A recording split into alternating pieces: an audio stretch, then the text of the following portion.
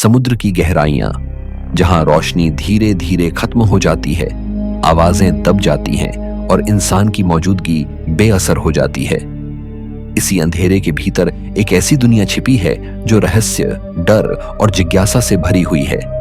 जब गोताखोर इन गहराइयों में उतरते हैं तो उन्हें सिर्फ अब पानी और चट्टानें नहीं मिलती, बल्कि ऐसे दृश्य दिखाई देते हैं जिनका होना असंभव लगता है। डूबी हुई सभ्यताएं, युद्धों के अवशेष, अजीब संरचनाएं और ऐसी जीवन आकृतियां जो किसी दूसरी दुनिया की लगती हैं। हर खोज एक नया सवाल खड़ा करती है और हर जवाब समुद्र को और भी रहस्यमय बना देता है। इस वीडियो में हम आपको ले चलेंगे समुद्र की उसी अनदेखी दुनिया में, जहां गहराइयों से निकली चीजें आज भी विज्ञान और इतिहास दोनों को चुनौती देती हैं। नंबर 10, योनागुनी स्मारक, प्राकृतिक चट्टान या समुद्र में डूबी प्राचीन सभ्यता का संकेत। जापान के रयुक्यू द्वीप समूह के पास समुद्र की सतह से लगभग 100 फुट नीचे स्थित योनागुनी मॉन्यूमेंट आज भी विज्ञान और इतिहास के बीच एक खुला सवाल बना हुआ है। 1987 में एक गोताखोर द्वारा संयोगवश खोजे गए इस विशाल जलमग्न ढांचे को देखकर पहली नजर में ऐसा लगता है मानो किसी ने जानबूझकर पत्थरों को काट छांट कर सीढ़ियां, समतल मंच, सीधे किनारे और चौकोर आकृतियां बनाई हों। यह संरचना लगभग 150 फुट से अधिक क्षेत्र में फैली हुई है और इसकी ज्यामिति इतनी सटीक है कि इसे केवल प्राकृतिक क्षरण मान पाना कई लोगों के लिए कठिन हो जाता है। कुछ भूवैज्ञानिक इसे भूकंपीय गतिविधियों और प्राकृतिक दरारों से बनी जॉइंटेड बेडरॉक बताते हैं, लेकिन दूसरी ओर कई शोधकर्ता मानते हैं कि यह हिमयुग के बाद समुद्र स्तर बढ़ने से डूबी किसी नवपाषाणकालीन बसावट या संरचना की नींव हो सकती है। गोताखोर जब इन पत्थरों पर हाथ फेरते हैं तो सवाल अपने आप उठता है, क्या ये दरारें प्रकृति की देन हैं या किसी भूली बिसरी सभ्यता के औज़दारों के निशान? योनागुनी स्मारक आज भी प्रशांत महासागर की गहराइयों से इंसान की कल्पना को चुनौती देता है, जैसे समुद्र के नीचे छिपी कोई अटलांटिस सी कहानी अब भी अपने सच के उजागर होने का इंतजार कर रही हो। नंबर 9, अंडरवाटर ट्रेन ग्रेवयार्ड, समुद्र की तह में खड़ी 19वीं सदी की रेलें। अटलांटिक महासागर में अमेरिका के न्यू जर्सी कोस्ट के पास समुद्र की गहराइयों में एक ऐसा दृश्य छिपा है जो किसी भूले बिसरे युग की तस्वीर जैसा लगता है। समुद्र तल पर रेत में आंशिक रूप से ढंसी हुई कई भाप इंजन आज भी खड़ी हैं, मानो किसी अदृश्य स्टेशन पर आखिरी सिग्नल का इंतजार कर रही हों।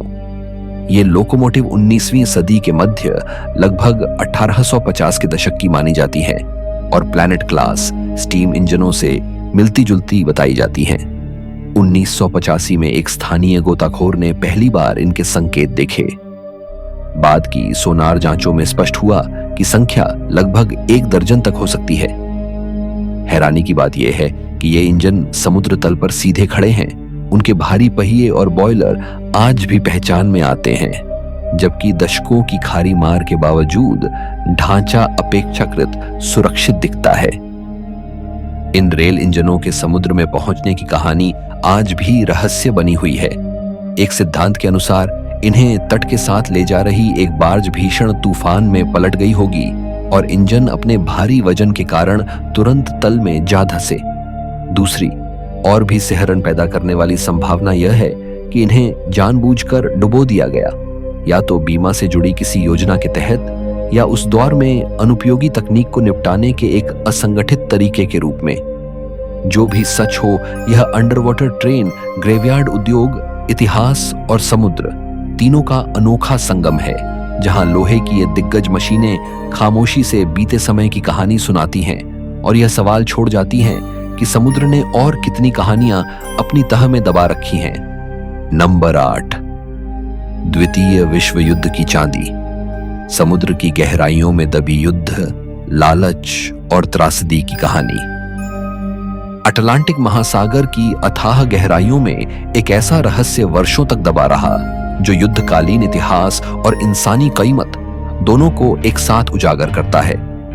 यह कहानी एक ब्रिटिश मालवाहक जहाज SS गैरसोपा से जुड़ी है, जो 1941 में द्वितीय विश्व युद्ध के दौरान जर्मन पनडुब्बी के हमले के बाद समुद्र में समा गया था।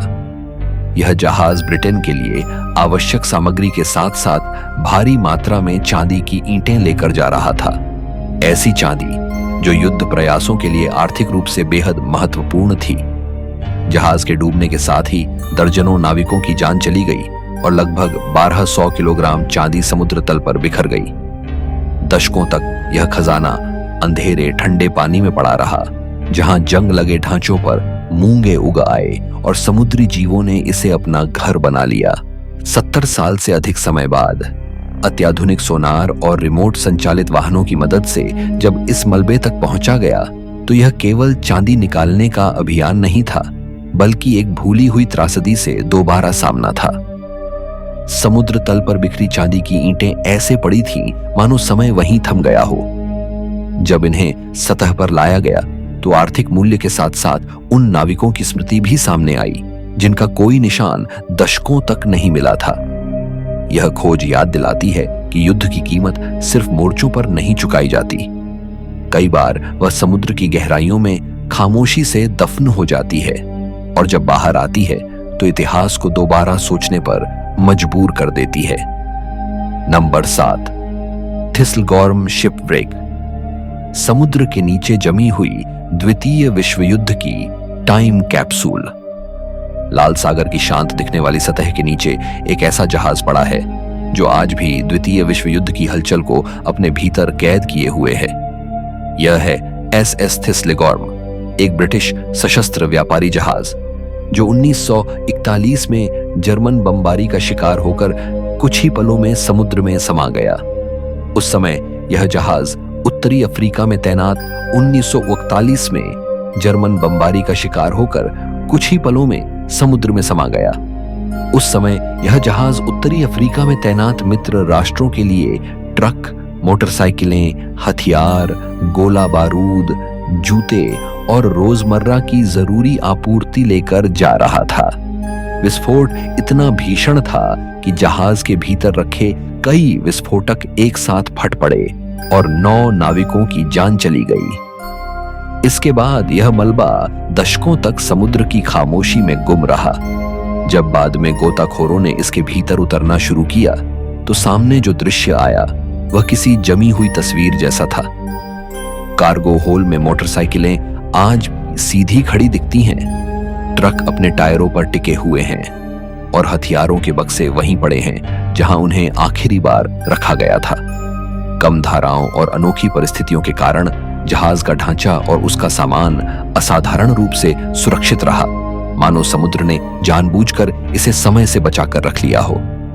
आज यह मलबा केवल एक डाइव साइट नहीं, बल्कि युद्धकालीन इतिहास का जीवित संग्रहालय है, जहां हर वस्तु यह याद दिलाती है कि समुद्र के नीचे भी इंसानी संघर्ष, तैयारी और त्रासदी की कहानियां ज्यों की त्यों मौजूद हैं। Number 6, $1 million treasure. फ्लोरिडा के तट पर बिखरा स्पेनिश साम्राज्य का लालच। फ्लोरिडा का तट सदियों से खजाने की कहानियों के लिए जाना जाता है, लेकिन 2015 में सामने आई एक खोज ने यह साबित कर दिया कि समुद्र अब भी अपने सबसे बड़े रहस्य पूरी तरह नहीं खोलता। इसी तट के पास, जिसे आज ट्रेजर कोस्ट कहा जाता है, एक पेशेवर खोजकर्ता ने समुद्र तल से ऐसे सोने के सिक्के निकाले जिनकी कीमत $1 मिलियन से भी ज्यादा आंकी गई। ये सिक्के 1715 में डूबे स्पेनिश खजाना जहाजों से जुड़े थे, उन जहाजों से जो दक्षिण अमेरिका से लूटा गया बेहिसाब सोना और चांदी लेकर यूरोप लौट रहे थे। उस दौर में स्पेन दुनिया की सबसे शक्तिशाली समुद्री ताकतों में से एक था। हर साल भारी सुरक्षा के साथ गैलियन जहाज खजानों से लदे समुद्र पार करते थे, लेकिन जुलाई 1715 में एक भीषण तूफान ने फ्लोरिडा के तट पर कहर बरपा दिया। एक ही रात में 10 जहाज डूब गए और साम्राज्य की अपार दौलत समुद्र में बिखर गई। उस समय यह नुकसान अकल्पनीय था और आज के मूल्य में इसकी कीमत अरबों में आंकी जाती है। 300 साल से ज्यादा समय तक यह सोना रेत और पानी के नीचे दबा रहा, जहां हर लहर के साथ वह और गहराई में छुपता चला गया। 2015 की खोज में रेत से निकलते सोने के सिक्के ऐसे थे मानो समुद्र ने अचानक अपना मन बदल लिया हो। कुछ सिक्के आपस में चिपके हुए थे, कुछ पर अभी भी शाही निशान साफ दिखते थे। बाद की तलाश में दुर्लभ पन्ने और अन्य कीमती वस्तुएं भी मिली, जिससे यह साफ हो गया कि यह इलाका आज भी इतिहास के सबसे बड़े खजानों में से एक को अपने भीतर समेटे हुए है। यह $1 मिलियन ट्रेजर सिर्फ धन की कहानी नहीं है, यह उस द्वार की याद है जब लालच, साम्राज्य और समुद्र एक दूसरे से टकराए और अंत में समुद्र ने सब कुछ अपने पास रख लिया। नंबर 5, पोलिनेशियन मोआई मूर्तियां। समुद्र में डूबी पूर्वजों की खामोश निगाहें। प्रशांत महासागर के बीच स्थित ईस्टर द्वीप की विशाल मोआई मूर्तियां जमीन पर तो प्रसिद्ध हैं, लेकिन कुछ मोआई का समुद्र के भीतर मिलना आज भी पुरातत्वविदों और इतिहासकारों को उलझन में डाल देता है। ये विशाल मानवाकृतियां प्राचीन रापा नुई लोगों द्वारा ज्वालामुखीय पत्थर से तराशी गई थीं और माना जाता है कि इनमें पूर्वजों की आत्माएं निवास करती थीं। इसी कारण मोआई केवल कला या स्थापत्य नहीं, बल्कि शक्ति, स्मृति और संरक्षण का प्रतीक थी। जब गोताखोरों ने तट के पास समुद्र के नीचे आंशिक रूप से डूबी मोआई मूर्तियां देखीं, तो पहली नजर में ऐसा लगा मानो वे अब भी तट की रखवाली कर रही हों, पीठ समुद्र की ओर और चेहरा जमीन की ओर, ठीक वैसे ही जैसे जमीन पर खड़ी मूर्तियां करती हैं। इन मूर्तियों के समुद्र में पहुंचने को लेकर कई सिद्धांत हैं। एक मत यह है कि हिमयुग के बाद समुद्र स्तर धीरे धीरे बढ़ता गया और तटीय क्षेत्रों पर खड़ी मूर्तियां समय के साथ पानी में समा गईं। दूसरा मत इससे भी अधिक रहस्यमय है कि कुछ मोआई को जानबूझकर गिराया गया या समुद्र में धकेला गया। रापा नुई संस्कृति में राजनीतिक संघर्ष और सत्ता परिवर्तन के दौरान प्रतिद्वंद्वी समूहों द्वारा मोआई को गिराने की परंपरा के प्रमाण मिलते हैं, ताकि पूर्वजों की मानी जाने वाली शक्ति को निष्क्रिय किया जा सके। ऐसे में समुद्र में पड़ी मूर्तियां केवल प्राकृतिक आपदा का परिणाम नहीं, बल्कि मानवीय निर्णयों की भी गवाही हो सकती हैं। समुद्र के नीचे खड़ी ये मोआई आज भी एक अजीब सी अनुभूति पैदा करती है। उनकी आंखों के खोखले सॉकेट, भारी सिर और स्थिर मुद्रा यह एहसास कराती है कि जैसे वे समय से बाहर खड़ी हों, न पूरी तरह अतीत में न वर्तमान में। ये मूर्तियां हमें यह याद दिलाती हैं कि सभ्यताओं की कहानियां केवल जमीन पर नहीं लिखी जाती। उनका एक हिस्सा समुद्र की लहरों के नीचे भी दबा होता है, जहां इतिहास अब भी अपनी बारी का इंतजार कर रहा है। नंबर 4, 13,000 साल पुरानी खोपड़ी। पानी के नीचे छिपी मानव उत्पत्ति की सबसे पुरानी गवाही। मेक्सिको की गहराई में स्थित एक अंधेरी जलमग्न गुफा, जहां रोशनी नहीं पहुंचती और सन्नाटा हजारों साल पुराना है, वहीं गोताखोरों को मानव इतिहास की सबसे चौंकाने वाली खोजों में से एक मिली। समुद्र की सतह से लगभग 100 फुट नीचे एक सीनोटेक गुफा के भीतर एक किशोरी का लगभग पूरा कंकाल सुरक्षित अवस्था में पाया गया। वैज्ञानिकों ने उसे निया नाम दिया। उम्र लगभग 15 से 17 वर्ष और समय करीब 13,000 साल पहले का। यह खोज इसलिए असाधारण थी क्योंकि अमेरिका महाद्वीप में अब तक मिले मानव अवशेषों में यह सबसे प्राचीन प्रमाणों में से एक मानी जाती है। यह गुफा कभी सूखी जमीन हुआ करती थी। हिमयुग के अंत के बाद समुद्र स्तर बढ़ा और यह इलाका पानी से भर गया, जिससे निया का शरीर ठंडे, अंधेरे और स्थिर वातावरण में सील हो गया। इसी वजह से उसकी हड्डियां, दांत और यहां तक कि दांतों पर जमी परत तक असाधारण रूप से सुरक्षित रहीं। वैज्ञानिकों ने दांतों और हड्डियों में मौजूद आइसोटोप्स का अध्ययन कर उसके भोजन, स्वास्थ्य और जीवन शैली के संकेत निकाले। इन विश्लेषणों ने इस बात को मजबूत किया कि शुरुआती इंसान एशिया से बेरिंग लैंड ब्रिज के रास्ते अमेरिका पहुंचे थे। इस खोज का महत्व सिर्फ उम्र में नहीं है, बल्कि उस कहानी में है जो यह सामने लाती है। निया शायद पानी की तलाश में गुफा में उतरी थी और एक गहरे शाफ्ट में गिरने से उसकी मृत्यु हो गई। एक अकेली, अनजानी मौत जो हजारों साल बाद मानव इतिहास की सबसे अहम कड़ियों में बदल गई। यह कंकाल हमें याद दिलाता है कि इंसानी यात्रा की शुरुआत केवल खुले मैदानों और जंगलों में नहीं हुई, बल्कि उसकी सबसे पुरानी गवाहियां आज भी पानी के नीचे अंधेरी गुफाओं में चुपचाप हमारा इंतजार कर रही हैं। नंबर 3, आर्कटिक हाइड्रोमेडूसा, बर्फीले अंधकार में तैरता असंभव जीवन।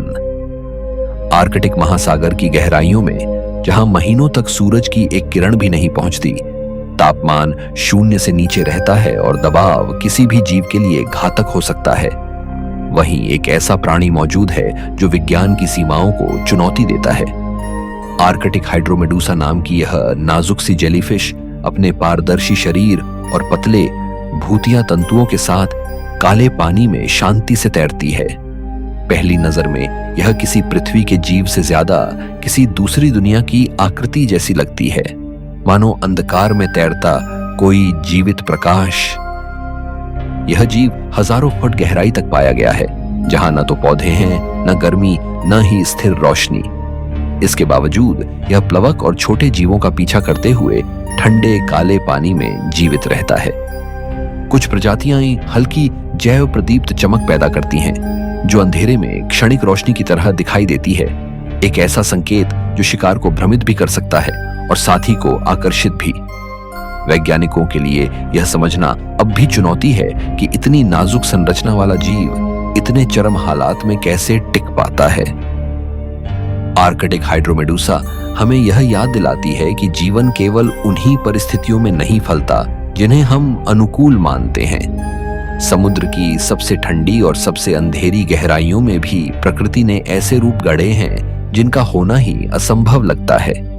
यह जीव समुद्र के उन रहस्यों का प्रतीक है जो दिखने में बेहद कोमल हैं, लेकिन अस्तित्व के मामले में अडिग, और जो यह सवाल छोड़ जाते हैं कि गहराइयों में और कितने ऐसे जीवन रूप छिपे हैं जिन्हें हम अभी पहचान भी नहीं पाए हैं। नंबर 2, क्रूसेडर तलवार, समुद्र से निकला 900 साल पुराना युद्ध का साक्ष्य। इजराइल के भूमध्य सागरीय तट के पास कार्मेल क्षेत्र की उथली लेकिन इतिहास से भरी जलराशि में 2021 में एक गोताखोर की नजर रेत से बाहर झांकती धातु पर पड़ी। करीब जाकर देखने पर जो सामने आया, उसने मध्ययुगीन युद्धों की एक पूरी कहानी को समुद्र की खामोशी से बाहर खींच लिया। एक पूरी भारी लोहे की तलवार। बाद की जांच में स्पष्ट हुआ कि यह तलवार क्रूसेड्स के द्वार की है, यानी लगभग 900 साल पुरानी। सदियों तक खारे पानी, रेत और सीपियों से ढकी रहने के बावजूद इसके भीतर का ब्लेड आश्चर्यजनक रूप से सुरक्षित पाया गया, मानो समुद्र ने जानबूझकर इसे समय से बचाकर रखा हो। तलवार पर जमी मोटी परत ने इसे एक ठोस पत्थर जैसा बना दिया था। विशेषज्ञों ने महीनों की सावधानीपूर्वक प्रक्रिया के बाद इस परत को हटाया, एक्स-रे से भीतर की संरचना देखी और पाया कि ब्लेड लगभग 1 मीटर लंबा है। इसका डिजाइन, संतुलन और धातु संरचना उस द्वार के यूरोपीय योद्धाओं की पहचान से मेल खाती है जो पवित्र भूमि के लिए लड़े गए क्रूसेड युद्धों में शामिल थे। यह संभव है कि तलवार किसी जहाज से गिर गई हो, शायद एक योद्धा के हाथ से जो कभी तट तक नहीं पहुंच पाया। एक और संभावना यह भी मानी जाती है कि युद्ध या हार के बाद इसे जानबूझकर समुद्र में फेंका गया हो ताकि दुश्मन के हाथ न लगे। यह तलवार केवल एक हथियार नहीं है, यह उस हिंसक द्वार की भौतिक गवाही है जब आस्था, सत्ता और युद्ध एक दूसरे में घुले हुए थे। समुद्र के नीचे पड़ी यह तलवार हमें यह एहसास कराती है कि इतिहास सिर्फ किताबों में दर्ज तारीखों से नहीं बनता। उसकी असली निशानियां कभी कभी रेत के नीचे पानी की गहराइयों में दबी रहती हैं, और जब बाहर आती हैं तो हमें याद दिलाती हैं कि इंसानी संघर्षों की गूंज आज भी समुद्र की लहरों के नीचे जिंदा है। Number 1, under water crop circles, समुद्र की रेत पर उकेरा गया ऐसा रहस्य जिसे इंसान नहीं बल्कि एक छोटी मछली रचती है। समुद्र की गहराइयों में रहस्य अक्सर खामोशी से जन्म लेते हैं। कोई टूटता हुआ जहाज, कोई डूबी हुई दीवार या कोई अनजान जीव, लेकिन जापान के तट के पास समुद्र तल पर जो कुछ देखा गया उसने अनुभवी गोताखोरों और वैज्ञानिकों दोनों को वर्षों तक उलझन में रखा। पहली बार जब गोताखोरों ने समुद्र की रेत पर बने विशाल, पूरी तरह गोल और ज्यामितीय पैटर्न देखे तो उन्हें अपनी आंखों पर यकीन नहीं हुआ। ये आकृतियां किसी सामान्य प्राकृतिक प्रक्रिया जैसी नहीं थी। इनके किनारे सटीक थे, रेखाएं साफ थीं और पूरा ढांचा किसी गणितीय योजना के अनुसार बना हुआ प्रतीत होता था।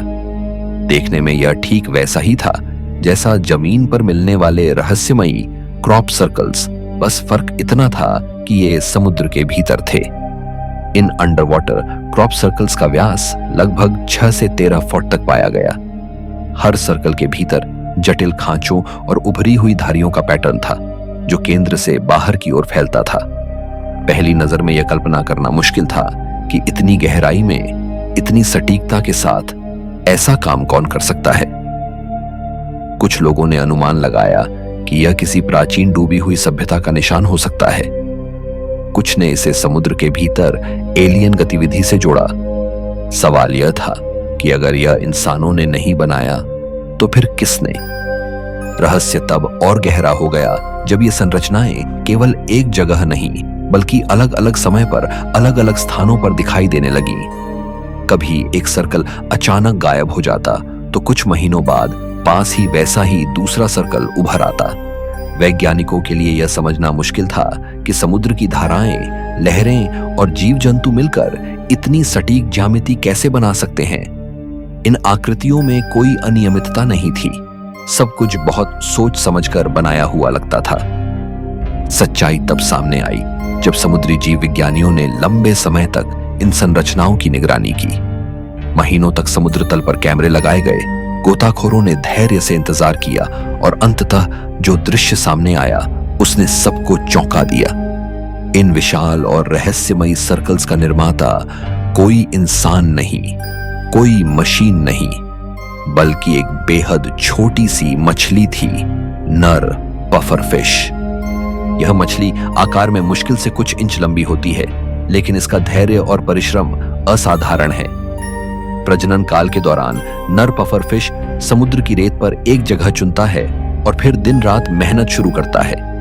वह अपने पंखों से रेत को हिलाकर गहरे खांचे बनाता है, फिर उनके चारों ओर उभरी हुई धारियां तैयार करता है। यह काम वह 1-2 घंटे में नहीं बल्कि लगभग 10 दिन तक लगातार करता है। हर रेखा, हर मोड़ और हर पैटर्न एक तय योजना के अनुसार बनता है। इन सर्कल्स का उद्देश्य केवल सुंदरता नहीं है, यह दरअसल एक जटिल और बेहद सोच समझ कर रची गई प्रेम रणनीति है। जब मादा पफरफिश पास से गुजरती है तो वह इन आकृतियों के ऊपर मंडराती है। सर्कल की संरचना पानी के बहाव को इस तरह नियंत्रित करती है कि बीच के हिस्से में अंडों के लिए सुरक्षित और स्थिर वातावरण बन जाए। अगर मादा को यह संरचना पसंद आती है तो वह यहीं अंडे देती है और नर उन्हें निषेचित करता है। इसके बाद वही नर उनकी रक्षा करता है जब तक कि नए जीवन की शुरुआत नहीं हो जाती। इस खोज ने इंसानों को एक असहज सवाल के सामने खड़ा कर दिया, जिसे हम वर्षों तक रहस्य, एलियन या खोई हुई सभ्यता का संकेत मानते रहे। वह दरअसल प्रकृति की अपनी बुद्धिमत्ता थी, एक छोटे से जीव की अद्भुत रचनात्मक क्षमता। यह एहसास चौंकाने वाला था, क्योंकि इन सर्कल्स की सटीकता और सौंदर्य किसी भी इंसानी डिजाइन से कम नहीं था। अंडर वाटर क्रॉप सर्कल्स हमें यह सिखाते हैं कि रहस्य हमेशा किसी भयानक या अज्ञात शक्ति से नहीं आते। कभी कभी वे प्रकृति के भीतर हमारी आंखों के सामने होते हैं, बस हम उन्हें समझ नहीं पाते। समुद्र की रेत पर उकेरी गई ये आकृतियां यह साबित करती हैं कि बुद्धिमत्ता और जटिलता केवल बड़े दिमाग या उन्नत तकनीक की मोहताज नहीं होती। एक छोटी मछली भी ऐसे पैटर्न बना सकती है जो इंसान को दशकों तक भ्रम में रख दे। और शायद यही समुद्र का सबसे बड़ा रहस्य है कि वह बार बार हमें यह याद दिलाता है कि हम सब कुछ जानते हैं। यह सोचना ही सबसे बड़ी भूल है। वहां अंधेरी गहराइयों में आज भी ऐसे अनगिनत रहस्य छिपे हैं जो या तो हमारी कल्पना से कहीं आगे हैं या फिर इतने साधारण कि हम उन्हें स्वीकार ही नहीं कर पाते। आज के वीडियो में इतना ही। समुद्र की गहराइयां हमें बार बार यह एहसास कराती हैं कि रहस्य केवल डूबी हुई सभ्यताओं या विशाल जीवों में नहीं, बल्कि प्रकृति की सबसे छोटी रचनाओं में भी छिपे होते हैं। अगर आपको ये रहस्यमयी खोजें पसंद आई हों, तो ऐसी ही और अनदेखी कहानियों के लिए जुड़े रहिए, क्योंकि समुद्र अब भी अपने सबसे गहरे राज हमें बताने से बहुत दूर है।